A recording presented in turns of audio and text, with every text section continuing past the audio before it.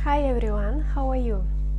Бүгін сіздермен Wild Animals, яғни жабайы жануарлар тақырыбын айтатын боламыз.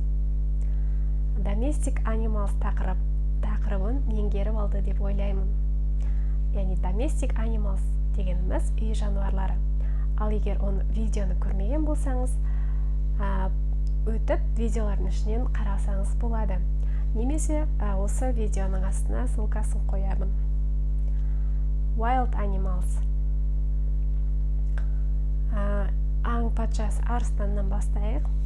Lion. Жолбарыс. Tiger. Next, піл. Elephant. Kangaroo. Next, mammal. Monkey. Next, келесі қолтырауын. Crocodile. Next, келесі түлкі. Fox. Келесі тиін. Squirrel. Келесі сусүйер.